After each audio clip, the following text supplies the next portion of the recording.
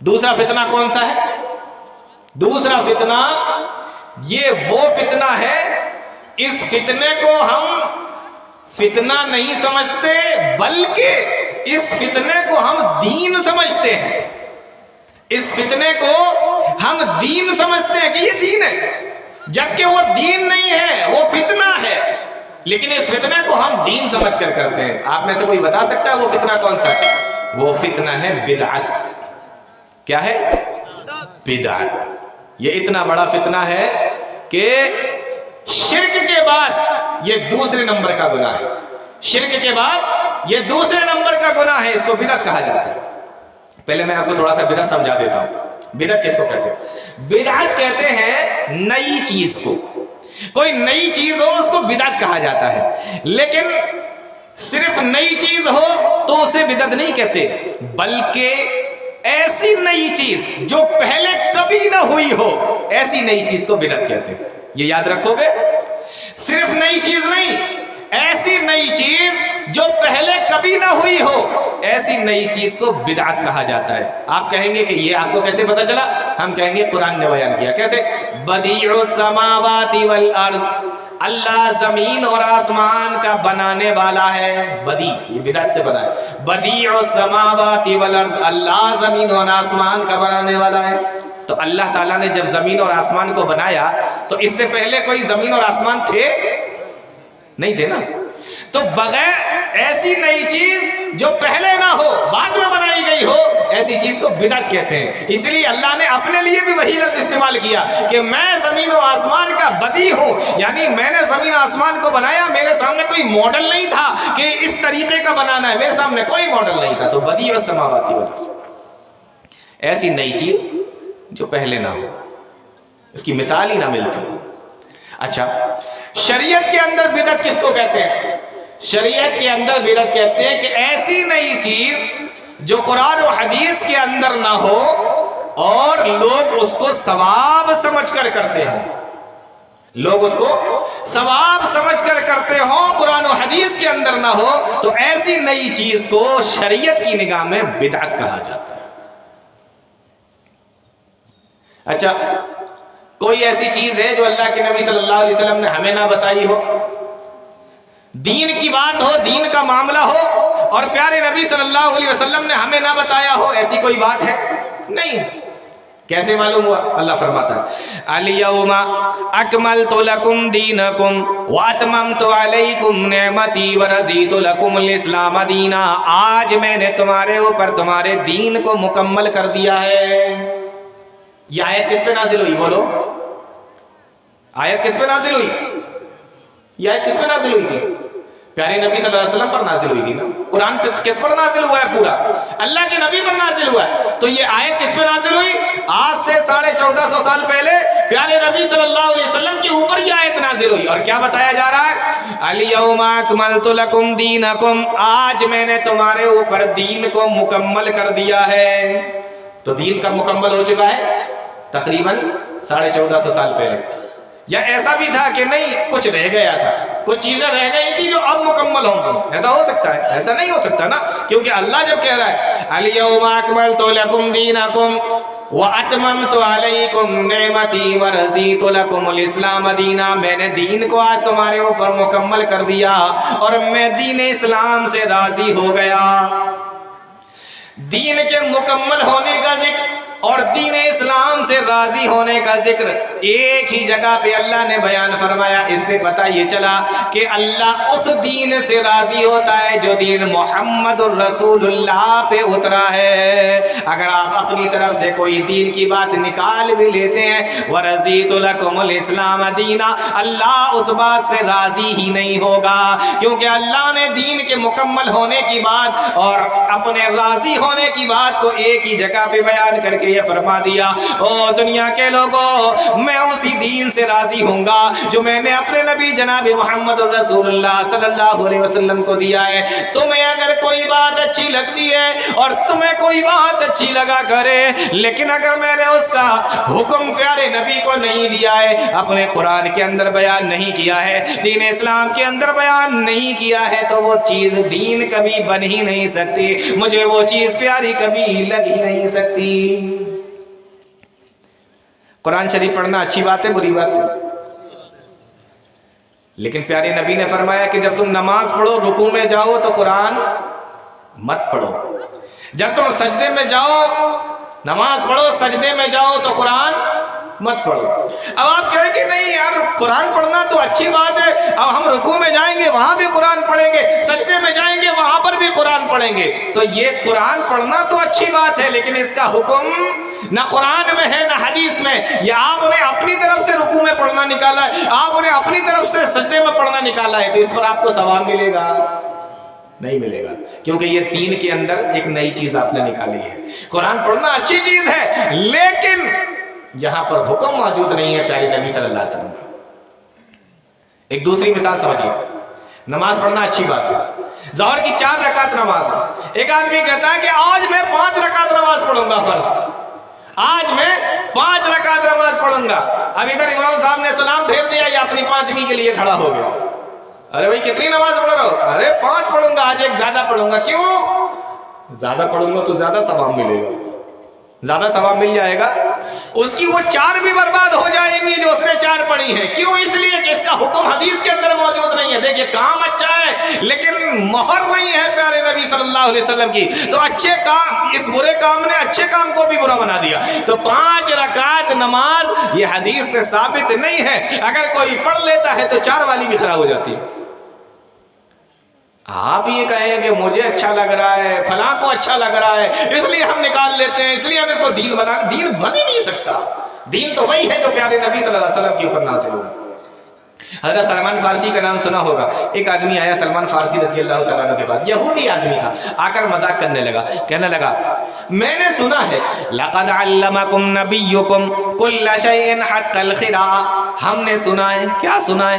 कहा हमने ये सुना है कि तुम्हारे जो नबी हैं तुम्हें तो छोटी छोटी सी बातें भी बता देते हैं। हमने तो ये भी सुना है कि वो पाखाना पेशाब की बातें भी तुम्हें बता देते हैं। मजाक बना रहा था कि कैसा नबी है, कैसा नबी है ये, इतनी छोटी छोटी बात में पैखाना कैसे करो, पेशाब कैसे करो, ये बातें भी तुम्हें बताता है। तो मजाक के अंदाज में उसने कहा। हजरत सलमान फारसी रज़ी अल्लाह तआला अन्हु ने कहा, अजल लक़द नहाना, हाँ हाँ क्यों नहीं, हमारे नबी ने हमें इस्तंजा के आदाब भी बताए हैं, पैखाने पेशाब के आदाब भी बताए हैं। हमें हमारे नबी ने बताया, लक़द नहाना अन नस्तक़बिलल क़िबलता लिग़ायतिन औ बौलिन, कि जब तुम टॉयलेट में बैठो, लेटरीन में बैठो, जब तुम पैखाना या पेशाब करने के लिए बैठो, लक़द नहाना अन नस्तक़बिलल क़िबलता लिग़ायतिन औ बौलिन, तो तुम क़िबले की तरफ मुंह न करो और न क़िबले की तरफ पीठ करो। ये कौन बता रहा है? प्यारे नबी सल्लल्लाहु अलैहि वसल्लम बता रहे हैं, सही मुस्लिम की हदीस है। कहा उस यहूदी से, हाँ हमारे नबी ने हमें बताया कि लक़द नहाना अन नस्तक़बिलल क़िबलता लिग़ायतिन औ बौलिन, और हमें हमारे नबी ने ये भी बताया औ अन नस्तंजिया बिल यमीन, कि जब तुम पैखाना पेशाब करो तो दाहिने हाथ से इस्तंजा न करो। हमें हमारे नबी ने यह भी बताया हमारे नबी ने हमें यह भी बताया कि जब तुम पैखाना पेशाब करो तो हड्डी के जरिए से या गोबर के जरिए से इस्तंजा न करो। अगर पानी है तो पानी का इस्तेमाल करो, अगर पानी नहीं है तो मिट्टी का पत्थर का इस्तेमाल कर लो, लेकिन गोबर और हड्डी के जरिए से इस्तंजा न करो। हमें तो हमारे नबी ने यह भी बता दिया। अब आप गौर करके देखें कि जिस नबी ने पैखाने पेशाब के आदाब भी हमें और आपको बता दिए हों, सोने जागने के आदाब भी हमें और आपको बता दिए हों, जिस नबी ने पूरी शरीयत ला के हमारे सामने रख दी हो, उस नबी ने क्या हमें ये नहीं बताया होता? अगर ये दीन के अंदर होता तो क्या हम नबी ने हमें ये ना बताया होता? ये रजब के कूंडे, ये सबरात के हलवे, ये ईद मिलादुन नबी के जुलूस, क्या ये नबी ने हमें ना बताए होते? इतनी बड़ी बड़ी चीजों को नबी कैसे छोड़ के जा सकते थे? کو سمجھ میں آ رہی ہے بات کہ نہیں آ رہی ہے؟ ہاں تو یہ جو ہے نا یہ دوسرا فتنہ ہے جو ہمارے گھروں کے اندر داخل ہو گیا ہے. یہ کیا ہے؟ یہ بدعت کا فتنہ. اچھا لگ رہا ہے منا لیتے ہیں, اچھا لگ رہا ہے کر لیتے ہیں. نبی نے نہیں بتایا تو کیا ہوا, ہم کر کے دیکھتے ہیں. یہ بدعت ہے. اچھا کام بھی اگر آپ کر رہے ہو اور نبی نے نہیں کہا ہے تو وہ کام چلے گا ہی نہیں, مانا ہی نہیں جائے گا. کیسے؟ ایک حدیث بتاتا ہوں پھر بات آگے بڑھاتا ہوں. کوفہ کی جامع مسجد ہے. آپ کی یہاں بھی کوئی بڑی مسجد ہوگی, آپ دیکھتے ہوں گے کتنی شاندار ہے, کتنی بڑی ہے, دیکھ کر طبیعت خوش ہو جاتی ہوگی. اب آپ اندازہ کرو اس دور کے اندر جب حضرت عمر رضی اللہ تعالیٰ عنہ کا دور ہے, کوفہ کی جامع مسجد ہے, مسلمانوں کی حکومت ہے. حضرت عبداللہ ابن مسعود رضی اللہ تعالیٰ عنہ کا مکان اسی کوفہ کے اندر ہے. صحابی رسول حضرت ابو موسیٰ اشعری رضی اللہ تعالیٰ عنہ بہت بڑے پائے کے صحابی ہیں, بڑے جلیل القدر صحابی ہیں. حضرت ابو موسیٰ اشعری رضی اللہ تعالیٰ عنہ صبح فجر کی نماز کا وقت ہے, دوڑے دوڑے آئے عبداللہ ابن مسعود کے دروازے پر اور دروازہ کھٹکھٹا کر پوچھا کہ عبداللہ ابن مسعود نماز کے لیے نکل چکے ہیں؟ اندر سے آواز آئی کہ نہیں ابھی نہیں نکلے ہیں. ابو موسیٰ اشعری وہیں پہ کھڑے ہو گئے, عبداللہ ابن مسعود کے نکلنے کا انتظار کرنے لگے. جب عبداللہ ابن مسعود وضو بنا کر نماز پڑھنے کے لیے مسجد کی طرف نکلے, دیکھا دروازے پہ ابو موسیٰ اشعری کھڑے ہوئے ہیں. سلام علیک ہوا اور اس کے بعد میں پوچھا ابو موسیٰ مسجد میں جانے کے بجائے میرے گھر کے دروازے پہ کیا کر رہے ہو؟ کہا اے عبداللہ بن مسعود میں مسجد ہی گیا تھا. غور سے سننا مسلمانوں. کہا اذان سننے کے بعد میں مسجد کے اندر گیا تھا, پھر میں نے مسجد کے اندر دیکھا کہ میں نے بہت سارے لوگوں کو دیکھا. رأیت الناس ینتظرون فی الصلاۃ, میں نے بہت سارے لوگوں کو دیکھا اذان کے بعد جماعت کے کھڑے ہونے کا انتظار کر رہے ہیں. اور میں نے ساتھ ہی ساتھ یہ بھی دیکھا کہ وہاں پر بہت سارے لوگ گروپ کے اندر, ٹیم کے اندر, حلقوں کے اندر بٹے ہوئے ہیں. اور اس میں سے ایک آدمی کہتا ہے سبحوا بیاتن, 100 بار سبحان اللہ کہو, تو سارے لوگ 100 بار سبحان اللہ کہتے ہیں. پھر اس کے بعد تو کہتا ہے کہ 100 بار اللہ اکبر کہو, تو سارے لوگ 100 بار اللہ اکبر کہتے ہیں. وہ کہتا ہے 100 بار لا الہ الا اللہ کہو, تو سارے لوگ 100 بار لا الہ الا اللہ پڑھتے ہیں. عبداللہ بن مسعود یہ کام مجھے نیا لگا. غور سے سنیے, یہ کام مجھے نیا لگا. بتاؤ لا الہ الا اللہ پڑھنا کوئی نیا کام ہے؟ سبحان اللہ پڑھنا کوئی نیا کام ہے؟ اللہ اکبر پڑھنا کوئی نیا کام ہے؟ یہی تو نبی نے ہمیں سکھایا ہے. لیکن ابو موسیٰ اشعری کہتے ہیں اس طریقے سے حلقے بنا کر بیٹھنا اور کسی آدمی کا کھڑے ہو کر کہنا کہ تم پڑھو اور پھر سب پڑھنے لگتے ہیں. فرمایا کہ یہ کام مجھے نیا لگا. میں دوڑا دوڑا آپ کے پاس میں آیا. حضرت ابو عبداللہ بن مسعود نے جب یہ سنا تو فوراً غصے سے لال ہو گئے اور کہنے لگے چلو, قدم بڑھا دیے, تیزی کے ساتھ میں مسجد کے اندر پہنچے. کوفہ کی جامع مسجد ہے, اور جا کر ان لوگوں کے پاس میں کھڑے ہوئے جو حلقے بنا کر بیٹھے ہوئے تھے, جو حلقے بنا کر سبحان اللہ الحمدللہ اللہ اکبر کنکڑیوں کے اوپر پڑھ رہے تھے. آپ نے جا کر پوچھا ما اراکم ما تصنعون, کیا پڑھ رہے ہو, یہ تم لوگ کیا کر رہے ہو؟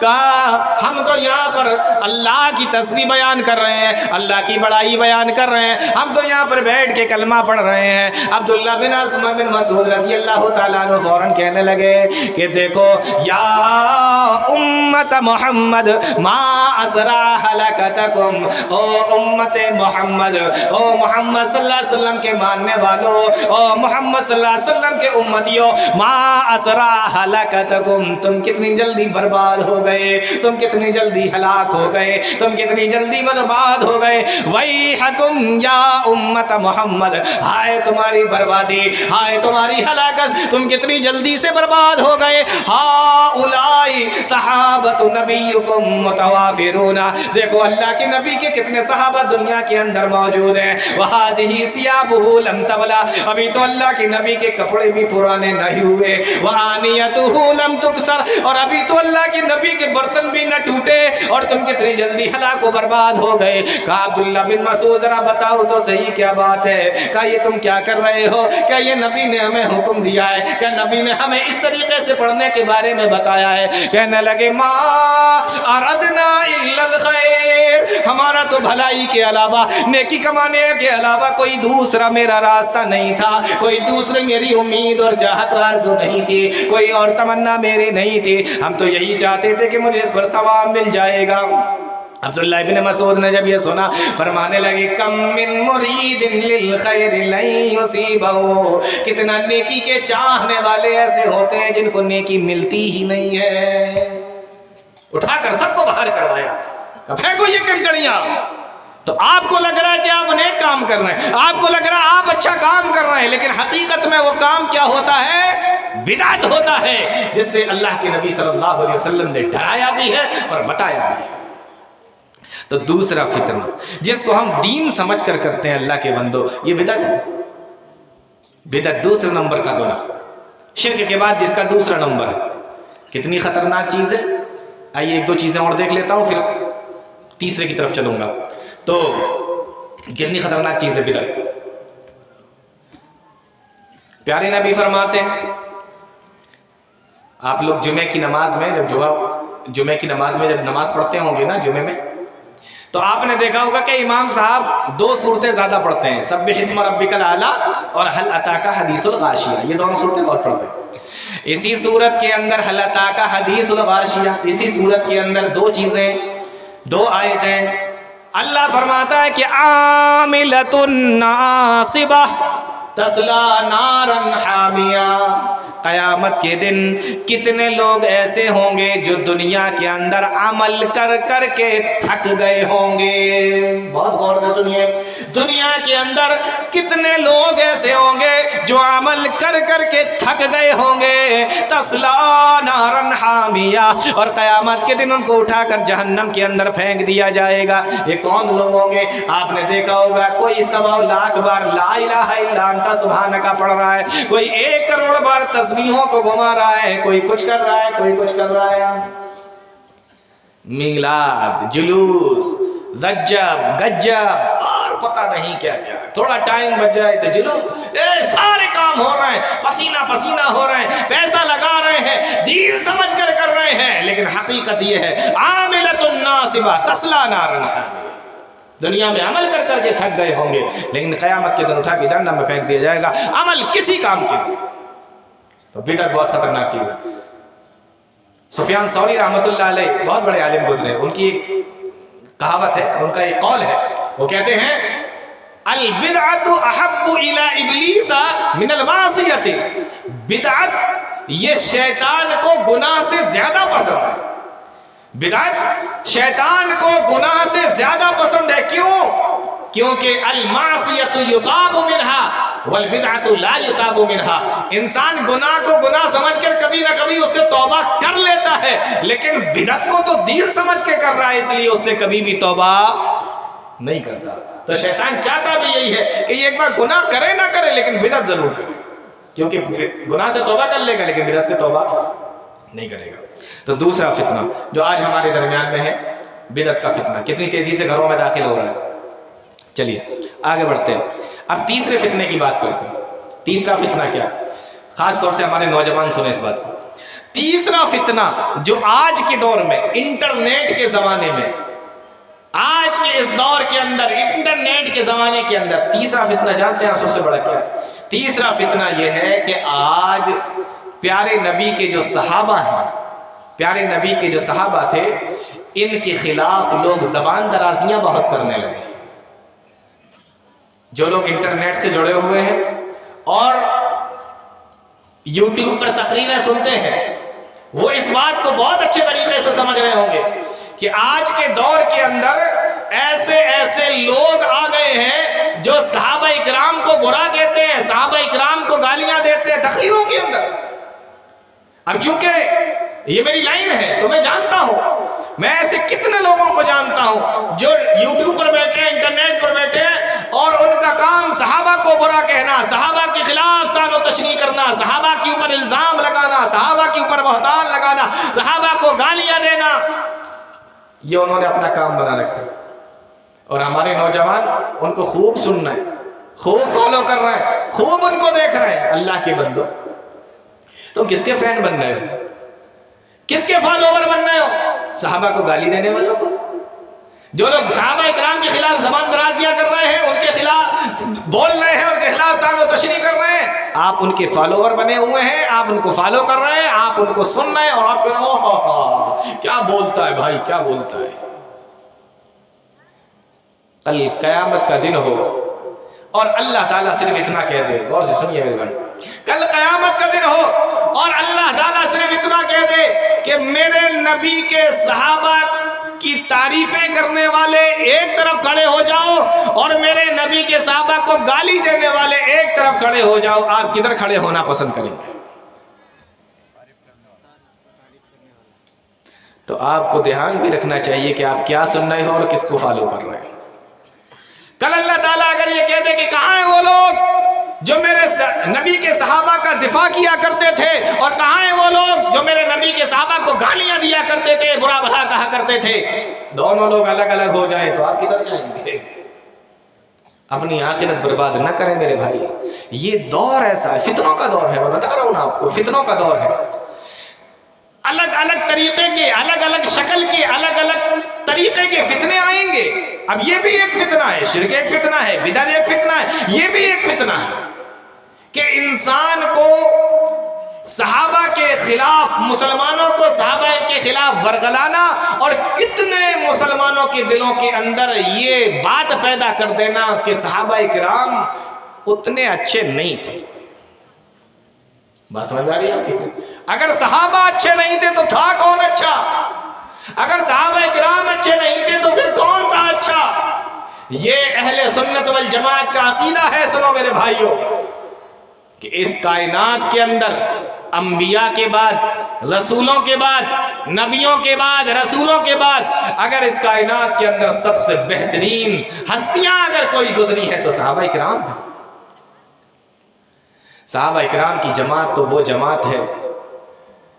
اچھا، سارے صحابہ ہدایت پر تھے کہ نہیں تھے؟ بولو، آپ کو شک ہے کہ ایک بھی صحابہ ایسے تھے جو ہدایت پر نہیں تھے؟ سارے صحابہ ہدایت پر تھے کہ نہیں؟ تو صحابہ ہدایت پر تھے.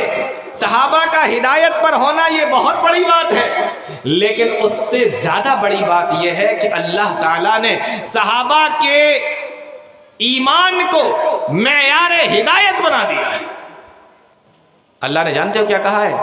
صرف یہ نہیں کہا کہ نبی کے صحابہ ہدایت پر ہیں، بلکہ دیکھو کیا فرمایا. اللہ فرماتا ہے فَإِنْ آمَنُوا بِمِثْلِ مَا آمَنْتُمْ بِهِ فَقَدْ اهْتَدَوْا. او دنیا کے لوگوں، یہ قرآن کی آیت ہے. اللہ فرماتا ہے فَإِنْ آمَنُوا بِمِثْلِ مَا آمَنْتُمْ بِهِ فَقَدْ اهْتَدَوْا. او دنیا کے لوگوں، تم اسی طریقے سے ایمان لاؤ جس طریقے سے میرے نبی کے صحابہ ایمان لائے ہیں. جس طریقے سے میرے نبی کے صحابہ ایمان لائے، تم بھی اسی طریقے سے ایمان لاؤ. فَقَدْ اهْتَدَوْا، تو تم ہدایت پر ہو. یعنی صحابہ ہدایت پر تھے اور صحابہ کے ایمان کو اللہ نے معیار ہدایت بنایا. یعنی اگر تمہیں بھی اچھا مسلمان بننا ہے، اگر تمہیں بھی نبی کا سچا ساتھی بننا ہے اور نبی کے دین پر چلنے والا بننا ہے، تو تمہیں ایمان کس طریقے سے لانا پڑے گا؟ جس طریقے سے نبی کے صحابہ ایمان لائے تھے. ان کا درجہ اتنا بڑا، ان کی ذات اتنی بڑی، ان کا درجہ اتنا بڑا کہ ان کے ایمان کو اللہ نے معیار ہدایت بنا دیا. اب اگر کوئی آدمی یہ کہے کہ نہیں ہم نبی کے صحابہ کے طریقے پہ نہیں چلیں گے، اس کا انجام کیا ہوگا؟ اللہ نے ایک اور آیت کے اندر بیان فرمایا وَمَن يُشَاقِقِ الرَّسُولَ مِن بَعْدِ مَا تَبَيَّنَ لَهُ الْهُدَى وَيَتَّبِعْ غَيْرَ سَبِيلِ الْمُؤْمِنِينَ نُوَلِّهِ مَا تَوَلَّى.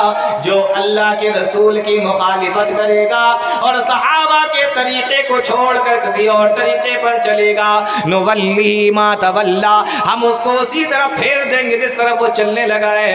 وَنُصْلِهِ جَهَنَّمَ، اور اس کا ٹھکانہ جہنم ہے. وَسَاءَتْ مَصِيرًا، اور وہ بہت ہی برا ٹھکانہ ہے.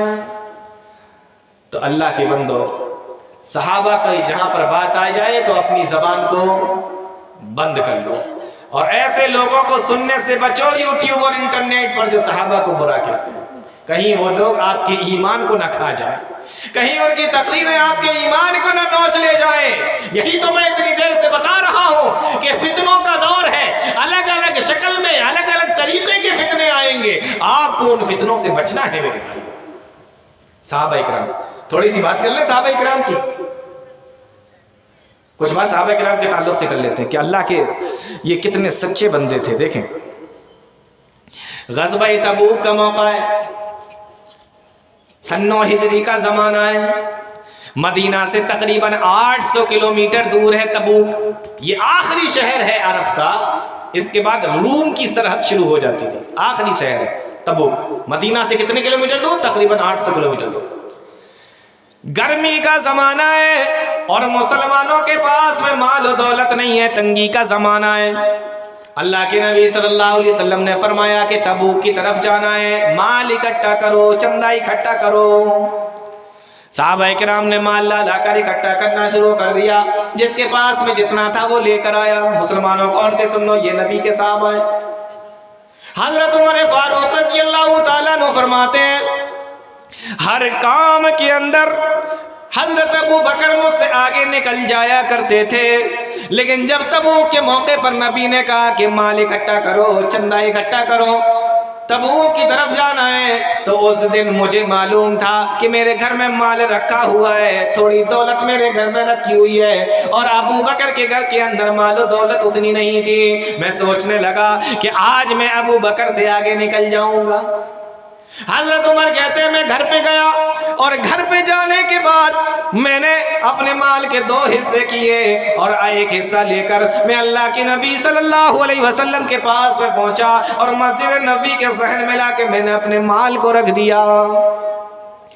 हजरत उमर फरमाते हैं कि अभी थोड़ी देर गुजरी थी कि मैंने देखा दूर से एक आदमी चला रहा है और सर के ऊपर बहुत बड़ा गट्ठर रखा हुआ है और इतना भारी है कि पैर कहीं रखना चाहता है लेकिन पैर किसी दूसरी जगह पे रखता है। आपने भी कभी इस चीज का तजर्बा किया होगा, अगर ज्यादा भारी सामान सर पे रख लो तो पैर कहीं रखोगे तो पैर कहीं और पड़ेगा। किया है कि नहीं किया? हाँ, किया होगा। कहा मैंने देखा दूर से एक आदमी चला आ रहा है, डगमगाता हुआ चला आ रहा है, पैर कहीं रखना चाहता है, पैर कहीं और पे पड़ रहा है। कहने लगे जब वो करीब आए तो मैंने देखा कि अबू बकर सिद्दीक रज़ी अल्लाह ताला अन्हु थे।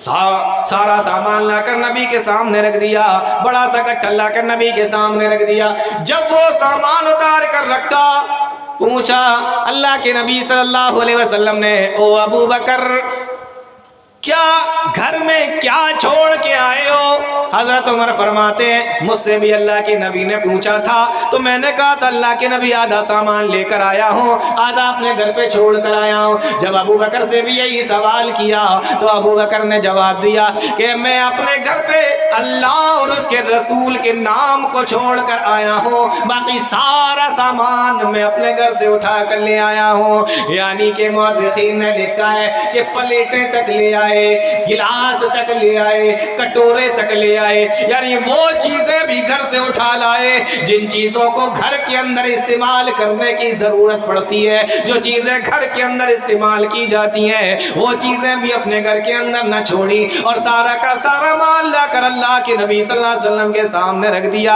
हजरत उमर फरमाते हैं जब मैंने ये मंजर देखा, कहा कि मैं कभी भी हजरत अबू बकर से आगे नेकियों में नहीं बढ़ सकता।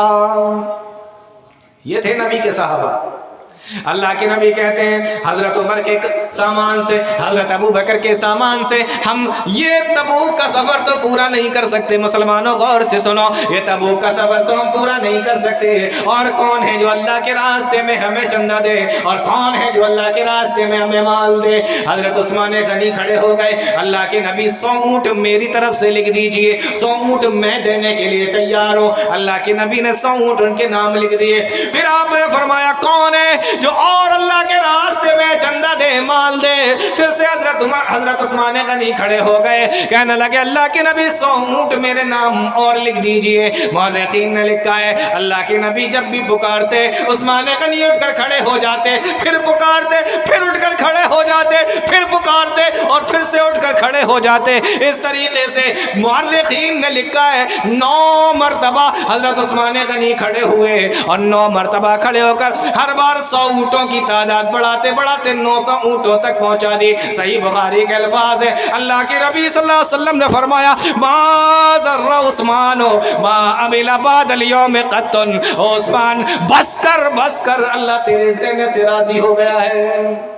ये तभी के साम आए। फिर अल्लाह के नबी ने फरमाया कौन है जो घोड़े देने के लिए तैयार है? यही उस्मान गनी फिर से खड़े हो गए, अल्लाह के नबी 100 घोड़े भी मेरी तरफ से लिख दीजिए। आपने फरमाया कौन है जो नकदी देने के लिए तैयार है? यही उस्मान गनी बड़े मालदार सहाबी थे। ओ मुसलमानों, तुम्हारे पास में भी तो माल और दौलत होगा, लेकिन जब तुमसे मस्जिद के नाम पर मांगा जाए, जब तुमसे मदरसे के नाम पर मांगा जाए, जब तुमसे यतीम गरीब बेवार मजदूरों के नाम पर मांगा जाए तो तुम कहते हो मुझे बड़े काम है, मुझे फला काम है, मुझे फला काम है। शादी ब्याह के मौके पर तुम्हारी मालदारी नजर आने लगती है और मस्जिदों के मस्जिद और मदरसों के मामला जब आता है तो तुम भिखारी नजर आते हो। हजरत उस्मान गनी रज़ी अल्लाह तआला अन्हु को देखो, अल्लाह के नबी 29 किलो चांदी मेरी तरफ से लिख दीजिए। अल्लाह, कितना? 29 किलो चांदी मेरी तरफ से लिख दीजिए। और उसके बाद में फरमाया कि 1000 सोने के सिक्के भी मेरी तरफ से लिख दीजिए। अल्लाह के नबी ये सब कुछ आपके लिए कुर्बान है, ये सब कुछ मैं देने के लिए तैयार हूँ। अलग अलग सहाबा इकराम में अलग अलग चीजों को लिखवाते चले जा रहे हैं, अलग अलग चीजों को अल्लाह के नबी सल्लल्लाहु अलैहि वसल्लम के सामने देते जा रहे हैं। मैंने तो तारीखों के अंदर यहाँ तक पढ़ा हुआ है, एक बूढ़ी सी औरत है अल्लाह के नबी सल्लल्लाहु अलैहि वसल्लम के पास में पहुंची और पहुंचने के बाद में कहा अल्लाह के नबी बालों की चोटी, जो सर के बाल होते हैं, बालों की चोटी अपनी काटी। बूढ़ी औरत है, बालों की चोटी काटी। मैंने तारीखों के अंदर ये भी पढ़ा है, बालों की चोटी को काट कर अल्लाह के नबी के पास में ले गई। फरमाया अल्लाह के नबी ये बाल मेरी तरफ से रख लीजिए, मेरे पास इसके अलावा कुछ देने के लिए नहीं है, मैं बूढ़ी हो चुकी हूँ, इन बालों का क्या करूंगी। अल्लाह के नबी ये बालों की चोटी मेरी तरफ से रख लीजिए। कहा ये बाल मेरे किस काम के? फरमाया जानती हूँ ये बाल आपके किसी काम नहीं आ सकते, लेकिन अल्लाह के नबी जब घोड़े की लगाम बनाई जा रही हो, उस लगाम की जगह पे मेरी चोटी को भी लगा लेना, मैं कामयाब हो जाऊंगी। ये भी मैंने पढ़ा है तारीखों के अंदर। आप अंदाजा करें, मदीना के अंदर सब तो मालदार नहीं रहा करते थे, मदीना के अंदर कुछ तो गरीब भी रहा करते थे। एक गरीब मुसलमान है, मदीना के रहने वाले हैं। कहा अल्लाह आज नबी ने माल इकट्ठा करने का हुक्म दिया है और आज ही मेरे पास में कुछ नहीं है, ऐ अल्लाह मैं क्या करूं। रात का वक्त है, इशा की नमाज पढ़ी, अपने घर की तरफ नहीं गए, बल्कि जाते एक यहूदी के बाग के अंदर। कहा अगर मैं तेरे बाग के अंदर काम करूं तो तू मुझे क्या देगा? कहा मैं तुझे 5 किलो खजूरें दूंगा। कहा ठीक है। रात भर कुएं से पानी निकाल निकाल कर बाग के अंदर डालते रहे। ये वो जमाना नहीं था कि इधर बटन दबाया और इधर पानी निकलना शुरू हुआ। बड़ा सा डोल कुएं के अंदर पड़ा होता था, कुएं में डालो खींचो, फिर पानी डालो, फिर डालो, फिर खींचो, फिर बाग के अंदर पानी डालो। रात भर करना है। रात भर किया। यहूदी बैठा हुआ है, देख रहा है कि नबी का ये चाहने वाला, नबी का ये मानने वाला कितनी ईमानदारी से काम कर रहा है। हमारे यहाँ भी लोग मजदूर काम करते हैं, क्या करते हैं? जैसे ही मालिक गायब हुआ तुरंत बीड़ी जला ली, है ना? जैसे ही मालिक इधर उधर हुआ फौरन बीड़ी जला ली, ये करते हैं हमारे यहाँ मजदूर। तो ये देखिए नबी का चाहने वाला कितनी ईमानदारी से काम कर रहा, रात भर काम किया। सुबह फजर की अजान का टाइम हुआ, डोल रख दिया, डोल रख दिया। यहूदी के पास में पहुंचे, उसने 5 किलो जौ दे दिए, 5 किलो खजूर दे दी। 5 किलो खजूरों को लेकर अल्लाह के नबी सल्लल्लाहु अलैहि वसल्लम के पास में पहुंचे। अल्लाह के नबी ये खजूरों को लेकर आया हूँ, मेरे पास में इससे ज्यादा कुछ नहीं है। अल्लाह के नबी मैं اس سے زیادہ آپ کو دے نہیں سکتا، اے کاش میرے پاس میں اس سے زیادہ ہوتا تو میں اس سے زیادہ بھی آپ کے حوالے کر دیتا۔ اللہ کے نبی اس کو میری طرف سے قبول کر لیجئے۔ اور یہ کہنے کے بعد میں زار و قطار رونے لگے۔ اللہ کے نبی صلی اللہ علیہ وسلم نے فرمایا، اے ابو بکر، اے عمر، ان کھجوروں کو لے کر جاؤ اور جو سامان مسجد نبی کے اندر پھیلا ہوا ہے ان سارے سامان کے اوپر تھوڑا تھوڑا رکھ دو۔ آج سارے لوگوں کے سامان کے اوپر اس کی کھجوریں بھاری پڑ گئی ہیں۔ یہ نبی کے صحابہ ہیں میرے بھائی، ان کے خلاف آپ بول رہے ہو، ان کے خلاف آپ گالیاں دے رہے ہو، ان کے خلاف زبان درازیاں کر رہے ہو۔ وہ کیا تھے اور تم کیا ہو، تھوڑا سا اندازہ بھی تو لگاؤ میرے بھائی۔ صحابی رسول بیان فرماتے ہیں تبوک کا موقع ہے، اب یہ لشکر چلا، کتنے کلومیٹر دور؟ 800 کلومیٹر دور کا سفر ہے۔ اب یہ لشکر چلا جا رہا ہے 800 کلومیٹر، 30,000 نبی کے صحابہ نبی کے ساتھ میں سامان بہت اکٹھا کیا تھا، لیکن 30,000 لوگوں کے خرچے کے برابر تو نہیں ہو سکتا۔ صحابی رسول بیان فرماتے ہیں کہ اونٹ کم پڑ گئے، سواری کے لیے گھوڑے کم پڑ گئے، اونٹ کم پڑ گئے، سواری کے لیے گھوڑے کم پڑ گئے۔ صحابی رسول کہتے ہیں کہ پھر ہم لوگوں نے باری بنا لی۔ باری کس طریقے سے بنائی؟ فرمایا کہ ایک آدمی اونٹ کے اوپر سوار ہوتا اور 3 آدمی نیچے چلتے، کئی کلومیٹر تک یہ آدمی اس کے اوپر سوار ہو کے چلتا اور کئی کلومیٹر تک یہ تینوں آدمی پیدل چلتے۔ آپ اندازہ کرو، ذرا سوچ کے دیکھو کیا منظر ہوگا۔ پھر کئی کلومیٹر چلنے کے بعد یہ دوسرا والا اونٹ پر بیٹھتا تو پہلا والا نیچے آ جاتا۔ اسی طریقے سے راستے کو طے کر رہے ہیں، اسی طریقے سے راستے کو سفر کو طے کرتے چلے جا رہے ہیں۔ صحابہ کرام بیان فرماتے ہیں ایک وقت ایسا آیا کہ ہمارے پاس کھانے کا سامان ختم ہو گیا، کھانے کا سامان ختم ہو گیا۔ ہم نے کیا کیا؟ ہم اونٹوں کو ذبح کرنے لگے اور اونٹوں کو کھانے لگے۔ پیٹ تو بھرنا ہے، پیدل چل رہے ہیں، سفر بھی کر رہے ہیں، اونٹوں کو ذبح کر کے کھانے لگے۔ کسی نے کہا کہ اگر اسی طریقے سے اونٹوں کو ذبح کرتے جاؤ گے، ایک تو پہلے سے ہی تعداد کم ہے، اگر اسی طریقے سے ذبح کرتے جاؤ گے تو ایک دن ایسا آئے گا کہ سارے کے سارے اونٹ ختم ہو جائیں گے، تو سفر کس پہ کرو گے؟ کیا کیا جائے؟ کہ جس کے پاس میں جو بھی ہو سب لا کر جمع کرو۔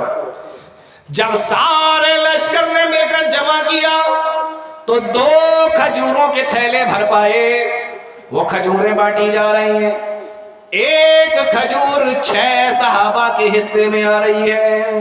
آپ اندازہ کرو، ایک کھجور 30,000 کا لشکر ہے اور 2 تھیلے بھرے، ایک کھجور 6 صحابہ کے حصے میں آئی۔ کہا کیسے کھایا کرتے تھے؟ کہا تھوڑی تھوڑی سی لے لیا کرتے تھے، تھوڑی تھوڑی سی کھا لیا کرتے تھے۔ ایک کھجور 6 صحابہ کے حصے میں آ رہی ہے۔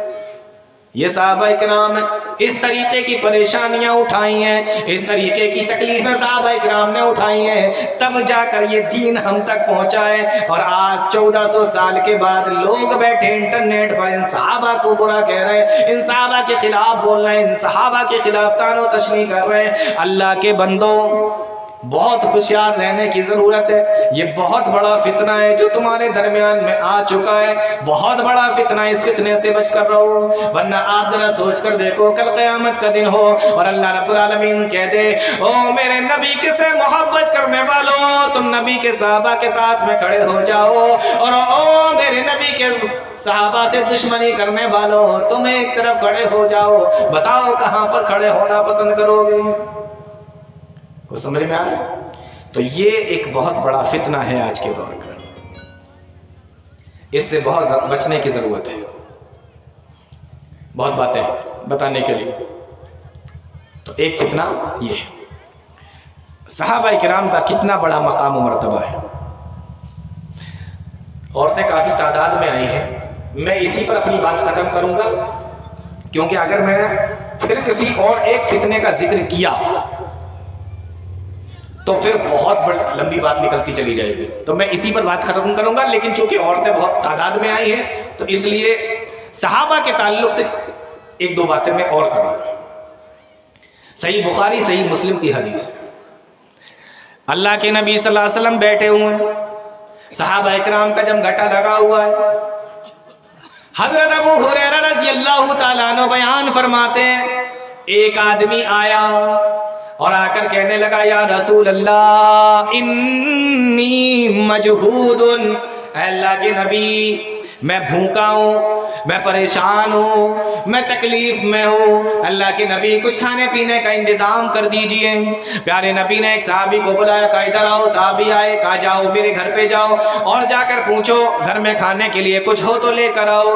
صحابی رسول نبی کے گھر کی طرف گئے، نبی کے حجرے کی طرف گئے، پہلا دروازہ کھٹکھٹایا، کہ اللہ کے نبی نے مجھے بھیجا ہے، کچھ کھانے کے لیے ہو تو دے دیجئے۔ اندر سے آواز آئی ما عندنا الا الماء، ہمارے گھر میں پانی کے علاوہ کچھ بھی نہیں ہے، کھانے کے لیے کچھ نہیں ہے، پانی کے علاوہ کچھ نہیں ہے۔ صحابی رسول کہتے ہیں دوسرے دروازے پر گئے، تیسرے دروازے پر گئے، یہی آواز آئی پانی کے علاوہ کچھ نہیں ہے۔ صحابی رسول کہتے ہیں ایک گھر سے دو آواز آئی واللہ ما عندنا الا الماء، اللہ کی قسم کھا کر کہتی ہوں کہ گھر میں پانی کے علاوہ کچھ بھی نہیں ہے۔ وہ صحابی رسول لوٹائے کہ اللہ کے نبی آپ کے گھر میں کھانے کے لیے تو کچھ بھی نہیں ملا۔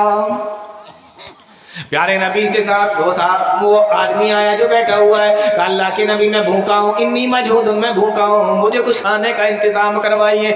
آپ نے فرمایا او میرے صحابہ تم میں سے کون ہے جو ان کو لے کر جائے اور آج شام کا کھانا کھلائے؟ یہ میرا مہمان ہے لیکن میں تمہیں دیتا ہوں، کون ان کو لے کر جائے؟ صحابی رسول حضرت ابو طلحہ کھڑے ہو گئے کہ اللہ کے نبی مجھے دے دیجئے، میں اپنے گھر پہ لے جا کر ان کو کھانا کھلاتا ہوں۔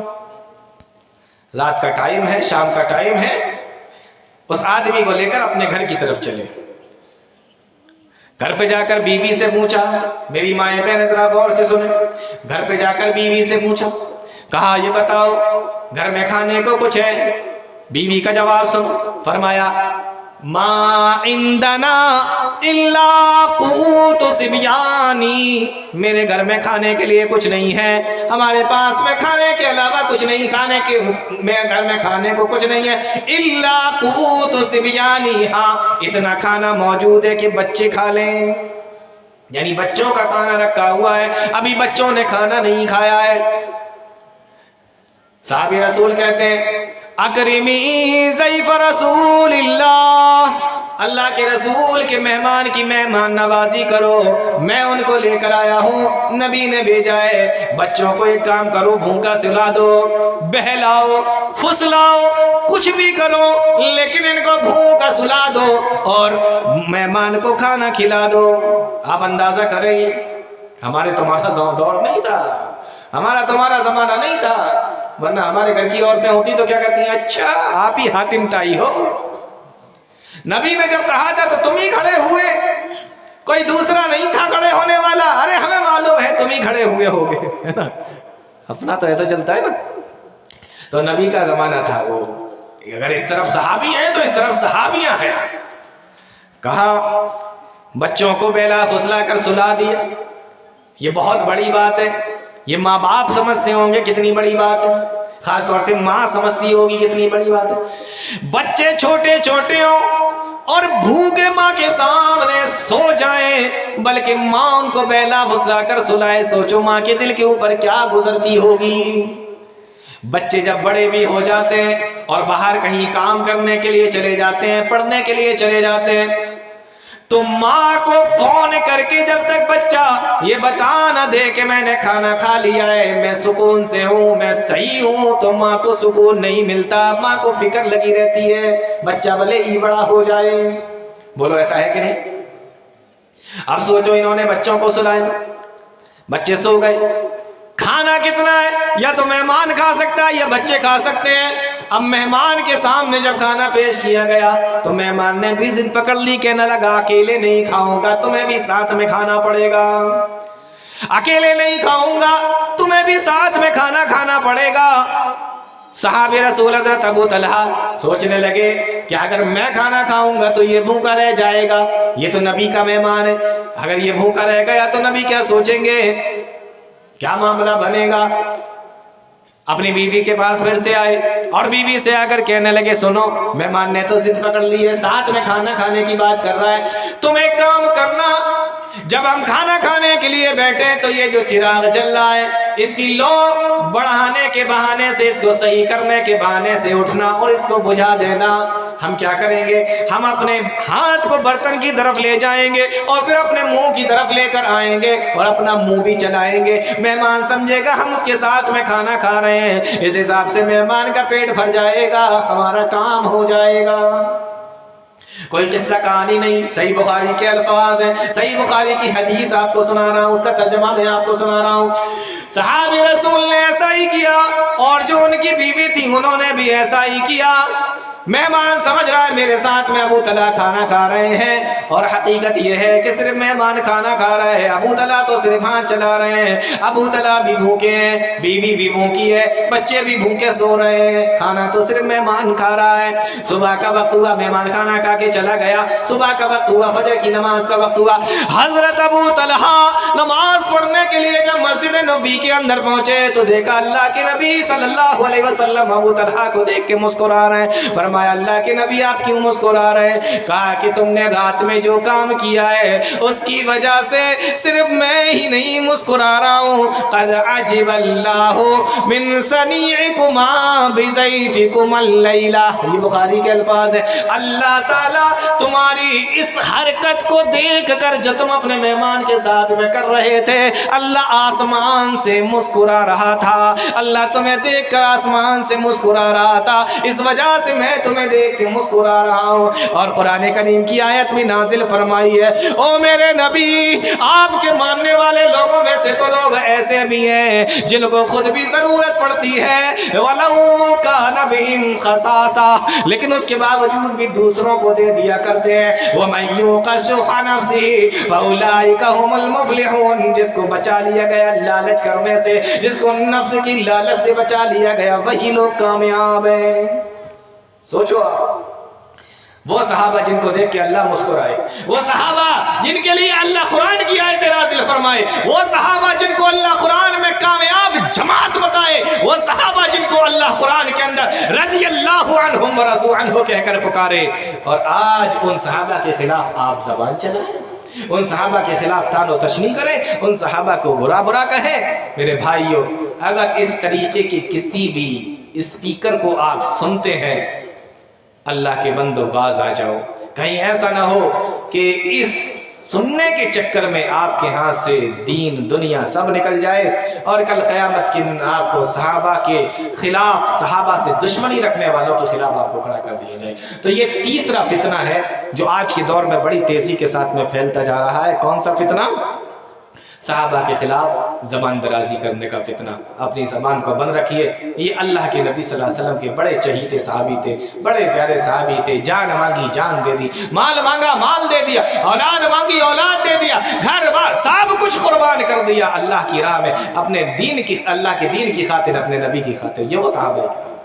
تو میں آپ کو یہ بتا رہا ہوں کہ یہ فتنے کس لیے آتے ہیں؟ انسان کو آزمانے کے لیے آتے ہیں۔ ان فتنوں سے بچنا چاہیے اور کیا کرنا چاہیے؟ نیک عمل کرنا چاہیے اور قرآن و حدیث پر جمے رہنا چاہیے اور ان فتنوں سے بچنے کی اللہ تعالیٰ سے دعا کرتے رہنا چاہیے۔ اللہ تعالیٰ نیک عمل کی توفیق عطا فرمائے، قرآن و حدیث کو سمجھنے کی، اس پر چلنے کی توفیق عطا فرمائے، آمین یا رب العالمین۔ وآخر دعوانا الحمدللہ رب العالمین، والسلام علیکم ورحمۃ اللہ وبرکاتہ۔